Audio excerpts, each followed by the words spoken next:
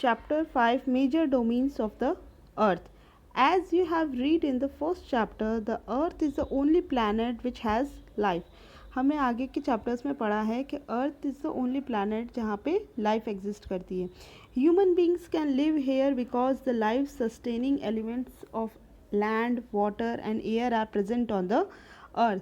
Human beings इस वजह से रह पाते हैं क्योंकि यहाँ पे जो लाइफ के लिए एसेंशियल्स जो हैं एलिमेंट्स लाइक लैंड है ज़रूरी होता है, वाटर सबसे ज़्यादा ज़रूरी होता है, एयर जो है वो सांस लेने के लिए, हम जिंदा रहने के लिए, ये जो एसेंशियल्स एलिमेंट्स हैं वो अर्थ पे अवेलेबल हैं, फेवरेबल हैं अर्थ के लिए, ह्यूमन बींग्स के लिए. तो इसलिए ह्यूमन बींग्स जो हैं वो अर्थ पे सर्वाइव कर सकते हैं. The surface of the earth is a complex zone in which three main components of the environment meet, overlap and interact.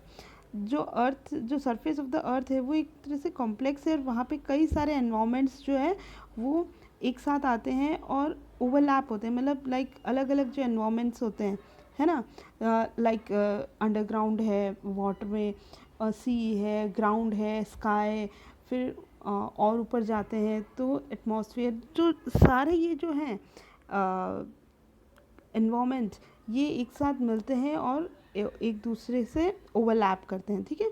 The solid portion of the earth on which we live is called the lithosphere. तो जहाँ पे हम लोग रहते हैं, जो ज़मीन होती है, जो सॉलिड पोर्शन है, उसको क्या कहा जाता है? Lithosphere. The gaseous layer that surrounds the earth is the atmosphere. और जो गैशियस एयर लेयर है, मतलब हवा है ना, तो उसको क्या कहा जाता है? एटमॉस्फियर. ठीक है. Where oxygen, nitrogen, carbon dioxide and other gases are found. ठीक है. Water covers a very big area of the earth surface and this area is called the hydrosphere. और जहाँ पे वाटर कवर होता है अर्थ पे, जहाँ पे सबसे ज़्यादा अर्थ पे वाटर कवर होता है, उस एरिया को क्या कहा जाता है? Hydrosphere. The hydrosphere comprises water in all its form, that is ice, water and water vapours. अब हाइड्रोस्फीयर में क्या क्या होता है? आइस होते हैं, आइस भी is form of water only. जो सॉलिड फॉर्म होता है वाटर है, एंड वाटर वेपर्स भी वाटर से ही बनते हैं. ठीक है. The biosphere is the narrow zone where we find land, water and air together which contains all forms of life. और बायोस्फीयर ऐसा है जोन है जहाँ पे लैंड, वाटर एंड एयर तीनों मिलते हैं, जिससे कि लाइफ जो है वो ईजी हो जाती है रहने के लिए. ठीक है. Now we will study the all this layers. ठीक है. अब देखिए साइड में आपको कुछ एक दिखा, वर्ड ओरिजिन. अब ये कहाँ से आए हैं? ये लिथोस्फीयर, हाइड्रोस्फीयर, एटमॉस्फीयर. अब इसके बारे में थोड़ा सा आपको बता देती हूँ. इन द ग्रीक लैंग्वेज में लिथोस का मतलब होता है स्टोन, एटमॉस का मतलब होता है वेपर, एंड हुड्रोस का मीनिंग होता है वाटर. ठीक है. And bio means life.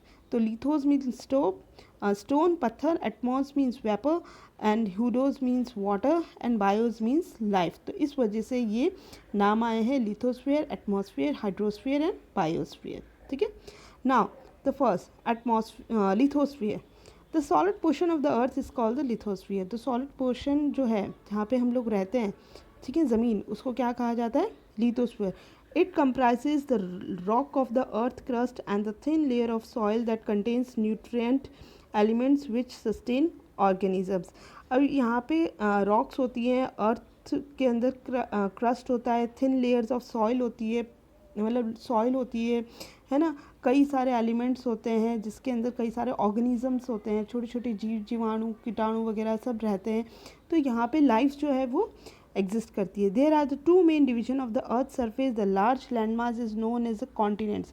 अब जो अर्थ है उसको टू पार्ट्स में डिवाइड किया गया है, दो मेन पार्ट्स में. तो जो लैंड मास जहाँ पे ज़मीन होती है ना, उसको क्या कहा जाता है? Continents. And the huge water bodies are called ocean basins. और जहाँ पे बड़ी बड़ी वाटर बॉडीज़ होती हैं, जैसे समुद्र है ना, उनको क्या कहा जाता है? Ocean basins. ठीक है. All the oceans of the world are connected with one another. और सारे जो ओशंस हैं वो एक दूसरे से कनेक्टेड है. हम लोग मैप में दे सकते हैं कि आपके पास में बुक होगी तो आपने देखा 5.1 जो फिगर है वहाँ पे आपको पूरा वर्ल्ड मैप दिख रहा है. उसमें आपको सारे जो लैंड है वो दिख रहा है और उसके अंदर जो ओशंस हैं वो दिख रहा है कि कितना मेजर पार्ट जो है ओशंस है वो सारे इंटरकनेक्टेड है. ठीक है.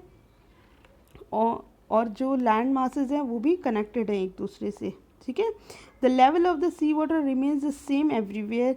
Elevation of the land is measured from the level of the sea which is taken as zero.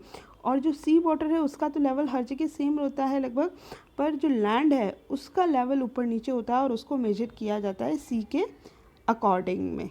ठीक है.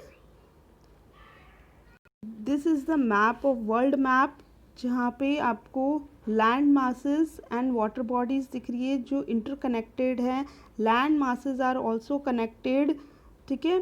तो इस वजह से अपना जो वर्ल्ड है उसमें 2 पार्ट्स को डिवाइड किया गया है. One is the continents and the other is the ocean basins.